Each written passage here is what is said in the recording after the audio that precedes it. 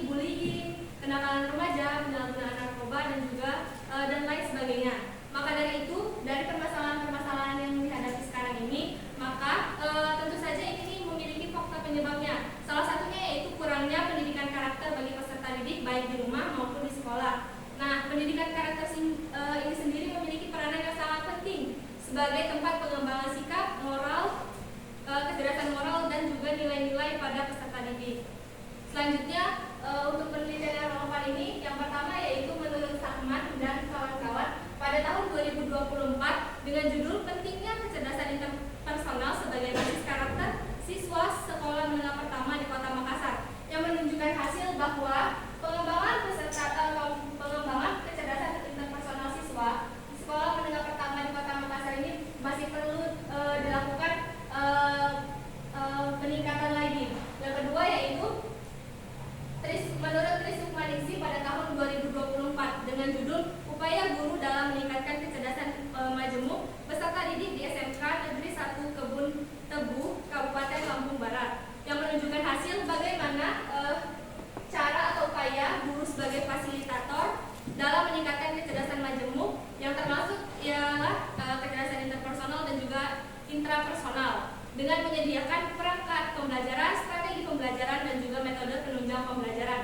Nah, yang ketiga yaitu menurut Ida Bagus Baskara Manuaba dan kawan-kawan pada tahun 2020 dengan judul Kontribusi Kecerdasan Interpersonal dan Kebiasaan Belajar terhadap Kompetensi Pengetahuan IPS, yang menunjukkan bahwa guru perlu memperkuat kecerdasan interpersonal siswa yang memberikan penguatan baik secara verbal maupun non-verbal, yang akan dapat mendorong siswa untuk meningkatkan kebiasaan belajar yang tinggi sehingga siswa dapat mencapai kompetensi pengetahuan IPS yang optimal. Selanjutnya, di sini saya melakukan studi pendahuluan ke 3 sekolah. Yang pertama yaitu SMA Negeri 1 Indralaya, yang kedua yaitu SMP Negeri 2 Indralaya Selatan, dan yang ketiga yaitu SMP Negeri 1 Indralaya. Di sini saya mengambil pada bagian yang ketiga yaitu terkait sekolah SMP Negeri 1 Indralaya, yang hasil dari studi pendahuluan ini yaitu masih rendahnya kemampuan memahami dan juga mengimplementasikan terkait keterampilan dasar setiap para peserta didik, yang lebih menjadi fokus utama untuk diteliti. Selanjutnya yaitu untuk rumusan masalah dan tujuan penelitian. Rumusan masalahnya sendiri ialah bagaimana pentingnya kecerdasan interpersonal sebagai basis karakter peserta didik pada kelas 8 di SMP Negeri 1 Indralaya, dan juga untuk tujuan penelitiannya sendiri untuk mengetahui bagaimana pentingnya kecerdasan interpersonal sebagai basis karakter peserta didik di kelas 8 SMP Negeri 1 Indralaya. Selanjutnya, untuk manfaat penelitian, yang pertama yaitu secara teoritis. Dari hasil penelitian ini diharapkan mampu menambah wawasan dan juga pengetahuan terkait pentingnya kecerdasan interpersonal sebagai basis karakter peserta didik, khususnya pada kelas 8. Nah, selanjutnya yaitu secara praktis terbagi menjadi 3, yaitu bagi pendidik, peserta didik, dan peneliti. Untuk pendidik, yang pertama yaitu menjadi bahan masukan dan saran bagi pendidik agar dapat lebih memahami pentingnya kecerdasan interpersonal sebagai basis karakter yang harus dan wajib dimiliki para peserta didik. Nah, yang kedua yaitu bagi peserta didik, diharapkan dari penelitian ini mampu menjadi sumber belajar dan juga dapat mengoptimalkan kecerdasan interpersonal dari dalam diri setiap individu. Dan yang terakhir yaitu bagi peneliti, diharapkan dari penelitian ini mampu meningkatkan wawasan dan juga pengalaman bagi peneliti mengenai pentingnya penerapan kecerdasan interpersonal sebagai basis karakter yang harus dimiliki para peserta didik.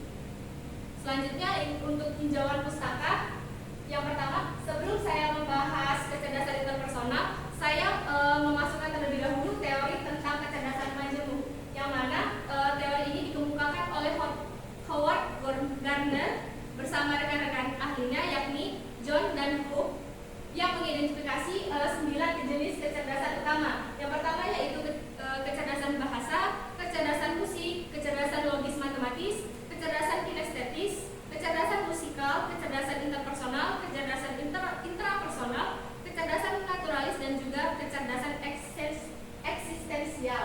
Nah, setelah dari penjelasan terkait 9 kecerdasan tadi, maka saya melanjutkan terkait teori pengertian kecerdasan interpersonal atau interpersonal intelligence.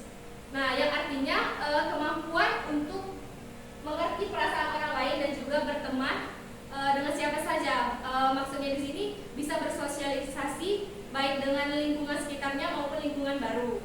Nah, biasanya anak yang pintar bersosialisasi ini juga mampu atau pandai memahami bahasa tubuh dari orang lain karena telah memiliki kecerdasan interpersonal yang tinggi. Ini menurut Muhaimin dan Fitrianto pada tahun 2020 pada halaman 14. Nah, untuk indikator sendiri, saya mengambil indikator terkait kecerdasan interpersonal menurut Muhaimin dan Fitrianto pada tahun 2022 di halaman 15 yang terdiri dari 6 indikator. Yang pertama yaitu mampu membangun hubungan sosial yang baik, memiliki kemampuan berempati terhadap kondisi orang lain. Yang ketiga yaitu menjaga hubungan sosial yang kuat dan erat. Yang keempat yaitu peka terhadap komunikasi baik secara verbal maupun non verbal. Nah, yang kelima sendiri yaitu dapat mengatasi dan juga mencegah terjadinya masalah sosial. Dan yang terakhir yang keenam yaitu memiliki keterampilan berbicara, mendengar dan juga menulis dengan efektif. Nah, untuk kerangka berpikir sendiri bisa dilihat di sini. Untuk poin pertama di sini saya memasukkan masalah terlebih dahulu, yakni ada kesalahan sedikit. Kecerdasan interpersonal para peserta didik itu masih sangat rendah. Kemudian di bawah sini saya memasukkan indikator yang akan saya teliti, yakni terkait kecerdasan karakteristik kecerdasan interpersonal yang memiliki 6.